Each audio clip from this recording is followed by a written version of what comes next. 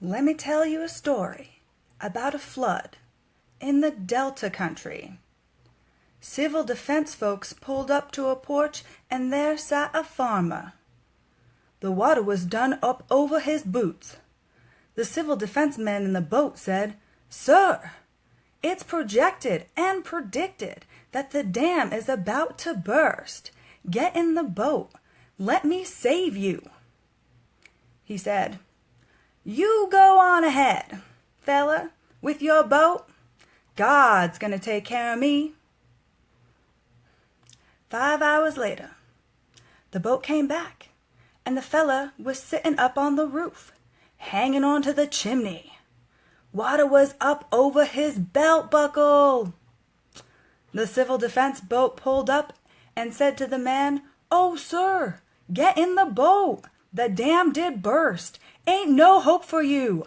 Get in the boat." The man said, "Y'all go ahead. God's gonna take care of me." About an hour later, a helicopter flew over. The man is sitting up on the chimney. That helicopter hovered down over above him and let down the rope. They had a bullhorn. "Catch a hold of the rope, sir. This is your last chance. Catch a hold of the rope." The fella said, "Go ahead. God's gonna take care of me." Well, the scene shifts to heaven. The fella is graveyard dead, drowned. The fella looked at the Lord and said, "Lord, I'm disappointed. You said you was going to take care of me. I'm embarrassed." The Lord said, "You dummy. I sent you 2 boats and a helicopter." That's from Jerry Clower. Hi, I'm Jessica Disbrow, licensed social worker and registered psychotherapist in the state of Colorado. I'm also the owner and primary therapist of Higher Consciousness Healing. You're watching our live video blog where we talk about different mental health topics from a spiritual and scientific perspective every 10 a.m. Mountain Standard Time on Saturdays. We also have a small private practice in Lakewood, Colorado, where we offer holistic psychotherapy to youth and adults. For more information about our practice, please visit us at www.higherconsciousnesshealing.org. Thank you for joining us today. We're going to be talking about recognizing what we need and how to ask for it. Now, in my years of therapy, and through my own journey too, I really recognize that when we don't get what we need as children, we really internalize that. So that means that for our survival, we say, no, the parent is correct and the child is wrong. And so when the child doesn't get its needs met, it says, I don't deserve it. You know? I don't deserve mommy and daddy feeding me and attending to my needs and doing all the things I really need instead of, maybe emotionally reacting to me when I cry out for help. So a lot of us don't really get what we need at a young age, and then it becomes really hard for us to figure out what we need and then how to ask for it, because that's a whole issue in and of itself. So I've kind of broken down a few steps, and I think that they're really key and can help a lot of people in their wellness, and it really builds on a lot of different practices and therapy models too. And also what we talked about last week around trauma, and trauma being stored in the body. So that's where we start first. We start with the body. It's about tuning into yourself and finding what you need. And the best way to do that, I would recommend, is by closing your eyes, and we can do it now, and taking a big breath in and exhaling. And you do that a few times and get yourself in a calm, centered place, and then tune into your body. Check on your stomach. Feel how it feels. Are you hungry? Check in your body and your muscles. Are they aching or tired? how can you address some of these body needs first? Because a lot of times our emotional self is being triggered by stuff that our body is doing, things that we're not actually getting and giving our body. So the more we can kind of tune in, the better. So we start with the basic needs, right? Am I hungry? Am I tired? Do I need some kind of physical comfort? Am I hot? Am I cold? You'll be amazed how many problems arise from this. Do I have to use the bathroom? I'm serious. Just make sure your basic needs are covered before you start addressing these other things to rule those out. A big thing that I want to mention too when we're talking about the body is how important diet and exercise is. When we think about how we evolved, running around, hunting and gathering, we were pretty active. And nowadays, we really don't have that active lifestyle. Many of us are sitting in an office or at a cube all day, and it's just really not good for our bodies. So we really need to get our bodies moving in any way that feels comfortable for you, and also a really healthy diet, one that's more plant-based, animal proteins, if that's something that appeals to you, fruit. Not so much of the sugars are really, really bad. I mean, natural sugars are okay, but refined sugars and even, sugar in the raw, that kind of thing, we're just finding more and more evidence that sugar is really, really terrible for us and can kind of send us in a cycle of being on a sugar high and then crashing, and then being on a sugar high and then crashing. And the same thing happens when we eat a lot of those processed grains and carbs too. So just be mindful of that. Because once you start to address these body stuff really head on and really take your wellness seriously, only then can we really address the emotional and the mental. Because we have to work from the foundation up, and the foundation is our body.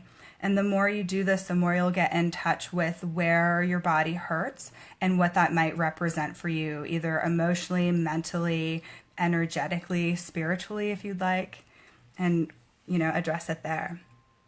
So after you've addressed your physical needs, emotional is next. Because that's our next most basic instinct, is sending off those emotions to keep us safe. So make a list. Figure out what emotionally comforts you in your times of need. Do you prefer being alone to recuperate? Do you prefer allowing others to help you? Maybe it depends on the situation. Not setting any hard or fast rules, but just getting in touch with your own personal preferences and what you really need. Do you need to cry? Crying is amazing for us. It releases all of these stress chemicals and hormones, and it's really great. It's just amazing to really let go and allow yourself that space to cry. Writing is another amazing tool. We can really gain a lot of clarity around what we're going through by writing. Another thing is we can talk it out or use expressive arts as well, especially when we're talking about things that are not so verbal. Like writing and talking it out is helpful for emotional stuff, but if it's really deep and, we're not quite ready to put things into words yet, some kind of expressive art, like any kind of drawing or painting or, even just doodling. You don't have to have any art supplies. Just something that really just allows you to let go. And then once we've taken care of our emotional self and starting to get in tune with what we need really for us, then you can start addressing the mental, that mental chatterbox up there. So when we get a handle on our emotions, our mental stuff kind of can be really in our face. So that's when we really, really want to talk to people, talk to ourselves even. Writing, again, is so great. Communicate with our loved ones as much as possible and let them know where we're at and let them know what we're trying to process. We can sit down and actually write out our problems and possible solutions. Nobody really wants a problem solver. Like, we think we want advice, but then when people kind of give it to us unsolicited, we're not really too fond of that. We're kind of like, no, please stop being a problem solver. I just wanted you to validate me and just listen. So be really clear about what kinds of responses you're looking for from somebody else, and know that you can do your own problem solving. It's amazing, really. Weighing pros and cons, it really does help sort things out. The next thing is evaluating the mental loops. So what mental loops are you picking up on? Are you saying things like, I don't deserve this, or I'm not worthy, I'm not good enough, I'm not smart enough? Find those key dysfunctional patterns, those key mental loops that we kind of all have just naturally, where we are our own worst self-critic. We really are. We're very mean to ourselves, a lot of us. So how do we rewire our brain? Because that's basically all that's happening, is our experiences have set up certain patterns in our brain, and our body has done that for us too with our wiring and our evolution. And then, we need to kind of rewire those old programs. It doesn't have to be anything like super monumental. You're not losing a part of yourself. You're just kind of getting rid of the crazy that we all kind of have. So meditating is amazing for that, because the more you meditate and the more you relax and let go, the more you'll kind of loosen that hold on that inner voice, that critic. So that kind of covers where we start from as far as the body, emotions, the mental processes, and in that order, starting with the body first, then emotions, then our mental. So asking for help. It really requires us to be vulnerable, and we don't like being vulnerable. So that's really what it comes down to. If you decide that you're a person who is better off managing your own self-care on your own, awesome. If you find that you're better managing your self-care and emotions with someone else, that's okay. As long as everyone feels comfortable, and as long as the person that you're relying on feels comfortable too. Because we don't want to put ourselves in the position where we're asking a lot from someone who can't really offer that back. And that's what we're worried about when we go to ask for help. We're worried about rejection. We're worried the person won't really see us. We're worried they'll think we're crazy. They won't understand. We're worried about so many things. Abandonment is another really big one. So it really requires us to be okay with the other person saying, I can't help you. And really being okay with that and not reacting to their inability to give us support. And that's okay. It just means that different types of people can offer us different types of support at different times. And asking takes such amazing courage that if you ask and someone can't offer you something, don't shut yourself down. Pat yourself on the back, because that's a really big deal all in of itself. And you can say, okay, well, I asked for help and I didn't get the help I need, so why don't I use a different tool, And again, writing can be really great, or self-talk for those of us who aren't too sure about asking someone for help yet. And if we find ourselves in the situation where we ask a lot of people for help in our lives and no one is able to really give it to us, I really think that that's a warning sign that we need to build better relationships in our life. A lot of people don't know how to be there for each other because they are not there for themselves. And when we're surrounded by people who are negative and not taking care of themselves, it becomes really hard for us to do the same. So it's important to step up and take responsibility for yourself and your life, and maybe put up some boundaries and find some new people that you can bond with. Or work on the relationships you do have, the ones that you feel strongly about. And, relationships can always get better. So, when does someone need therapy? It's It's kind of the last little bit of my vlog session today. So when does someone need therapy? Well, sir, I think everyone needs therapy.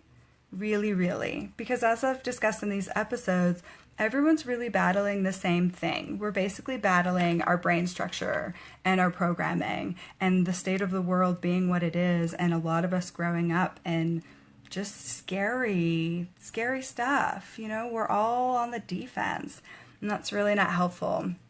So I think when someone needs therapy, anyone, when they're really ready to make changes, when they're actually ready to put the work in day to day, minute to minute. Because the therapist is only so good. The therapist can show you the way and has the tools, but if you're not ready to really work, it just takes years. And I mean, that's why therapy takes so long, you know, because sometimes people aren't really ready to dive quite so deeply into all of their problems. So it can take some time, but the more ready you are to make those changes, the better. The second thing is, when your mental, emotional, or physical state is preventing you from living your dreams, then it's time to get therapy. And now, I know a lot of people are like, wait, but isn't that everyone? A lot of people aren't living their dreams. Well, I think everyone deserves to.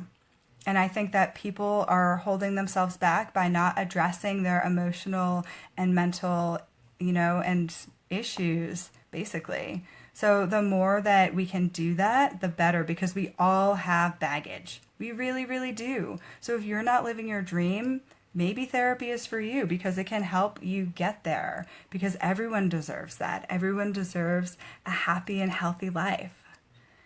So now, the last piece is, if your mental, emotional, or physical state is impairing your ability to work, go to school, function in your family, and do basic things like taking care of yourself, then you definitely should seek some therapy, because that's really the red flag area, and that's the area that mental health people like to talk about, you know, and that's the therapy that a lot of people are doing. I'm doing a few different levels of kinds of therapy. But however, if you are struggling in one of those areas, it is a major red flag. So just so you know, asking for help is hard, but we have to accept that it comes with being vulnerable and the willingness to be shut down. So thank you so much for joining us today. Next week, we're going to talk about taking responsibility for yourself and your life. It's called #adulting. Seriously, we all need a little bit of that. So I have a few minutes to do a Q&A if anyone has any questions. I do appreciate the comments.